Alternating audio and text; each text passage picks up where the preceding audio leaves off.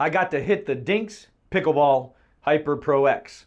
Got to tell you about this paddle. Stay tuned. First, I got to talk about the name DiNGK. If you look up DiNGK in the dictionary, it is phonetically spelled DINGKS. And so I just thought it's a really cool play on words. It's a paddle company from South Florida, South Miami, named DiNGK Pickleball. And I love the look of these paddles. Like I love, automatically, I think it's a gorgeous paddle. And I think having a nice paddle in your hand always feels good. So let's talk about what this paddle is and let's talk about what it's not. So first off, this is a Gen 1 paddle. This has foam around the edges. So it is kind of like a lot of companies are doing, or still doing foam around the edges, but this is not sealed and unibody like thermoformed unibody paddles. This is a Gen 1 paddle. The softness on this paddle is what I'm going to talk about the most. This paddle is a touch paddle. It is a control paddle. Now, let's talk about some of the specs. It comes in at 8.5 to 8.7 ounces. Now that is a little bit heavier, but I gotta tell you from paddles, most paddles that I pick up that are in that weight range feel way more head heavy than this.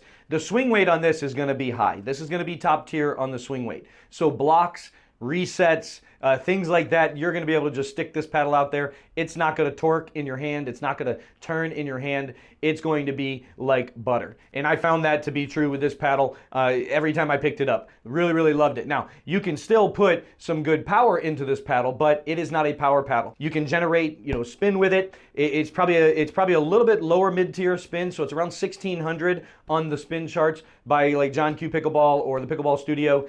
Thanks guys for doing those things. It's around 1600 something on the spin RPM meter. The swing weight is going to be up in the 125 to 130 range because of the weight of this paddle. So if you don't like an 8.5 or an 8.7 ounce paddle, like you actually like a lighter paddle, this isn't going to be the paddle for you. But let's talk about some of the things that make this paddle a little bit different, not only because it's a Gen 1, and I like their statement here, power, precision, and performance, because I found that this paddle had plenty of power. I was able to put the ball away at the kitchen. So the plow through and the power that you can generate with this is decent in power. With the pop, it has a little bit less pop because it's a Gen 1, really soft, muted feeling paddle that gives you a lot of control for the length, right? 16.5 by 7.5 paddles, typically you lose a little bit of control there. So I've always loved the Gen 1 paddles like this. I would put this in the category of the Diadem Warrior, the Warrior V2, the Diadem Edge. I would say that this is very similar to the Grooven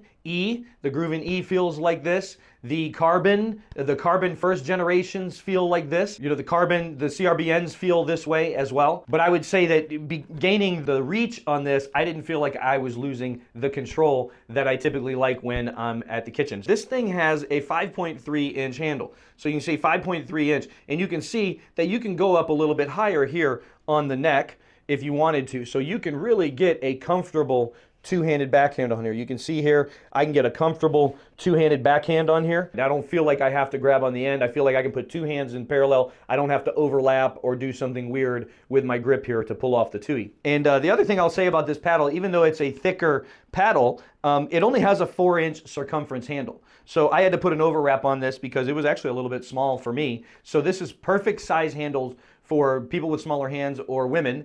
This paddle is going to feel very comfortable in your hands. So not only is it pretty, you can fit it in your hands. If you like the if you like the weight, this paddle will be good. And the matte finish on it, I like the finish on it. I like the more of the muted matte finish on it. It feels nice, and it shaves the ball really well. So let's talk about the different shots with this. So in the kitchen, in DiNGK battles, forget about it. This guy feels like butter.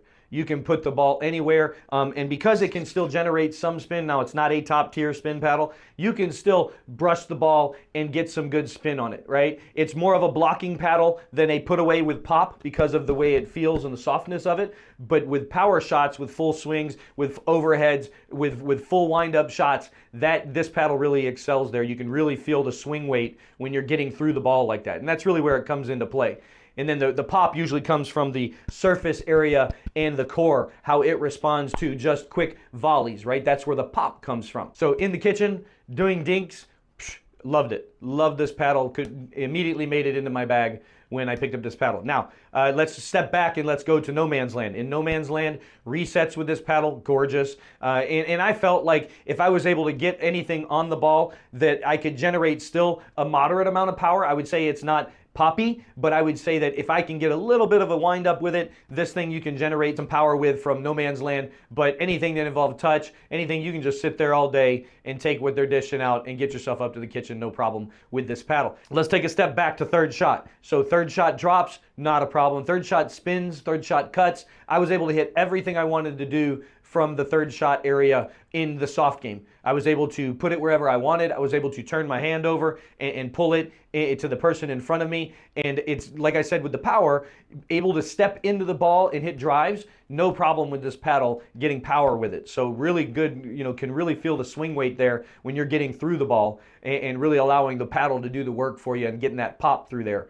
So generating the power from the full strokes, like third shot drives, your fifth shot drives, whatever you're doing with the drives, as long as you can get some velocity going, this paddle was very performant in there. For me, I always favor the touch paddles. I always favor the control paddles. So if you're looking for the paddle to do the work for you, this isn't the paddle for you. You want to look at something, their 14 millimeter version, it is a little bit more poppy than this guy, but you're sacrificing a little bit of control there. But obviously, this is still a 16 millimeter core, and it's got you know, some layers on the top of it, so probably around 18. I know the 19 millimeter is the overall measurement because of the lip. I would say if there was any other, you know, any drawback that you could say from this paddle is the edge of the edge guard is a little bit more raised, but they did this so it would keep the paddle from being damaged. So the corners of this edge guard is very good for preventing any damage to the paddle itself. So I actually kind of appreciate what they've done here to thicken this here, because that's one of the drawbacks on a lot of paddles, right? This edge here gets worn out because you're hitting the ground and it's wearing to the paddle face, and you don't want that on a paddle. So while I say it could, you know, if you hit here with the ball, you could get a misdirection because it is just slightly raised here. I don't know if you can see that. Let me see. Just slightly raised here, but that gives you the extra support and the extra stability and structural integrity, so when you hit the ground, you won't damage the paddle itself, you just damage the edge guard. And you got a few licks that you're gonna have to get at it. But the edge guard is rounded, and so you can put lead tape on this easier if you want to play heavier. I mean, I know even Annalie Waters plays her paddle at 9 ounces. So this guy's only 8.5 to 8.7 ounces. And one thing you can do to, if you want to lighten the swing weight, if you want to take the swing weight down, but you want the paddle a little bit heavier, you can always put the lead tape in the handle. You unwrap the handle, put the lead tape across the arms here, across the paddle, and then wrap it back up, and then that will tail weight this paddle. It'll bring the swing weight down a little bit, and it will take even more of the power off, but it will even increase the control. So if you want to take this paddle and make it super controllable, you can put lead tape, little bitty dots of lead tape, just little bitty slivers of them, not a whole lot, but anything you put out here at the perimeter will make that sweet spot wider and make this thing feel even more controllable. Anyway, thank you, Dinks, for sending us this paddle so we could review it. Thank you for those of you that use our code. That helps us keep the lights on, helps us to keep bringing you the reviews that we can to help you make the right choices when you're buying a paddle. But if you don't like this paddle and you like other brands, now, if you want to see my review on the 14 millimeter version or you want to see other brands, check these videos out. Yeah, that's a 2 for 2 videos, 1, 2, or that's a peace sign saying peace out. I mean, either way it could work. You know what I'm saying? Like you could go like peace out, dude, right? And then I'm pointing at 2 videos.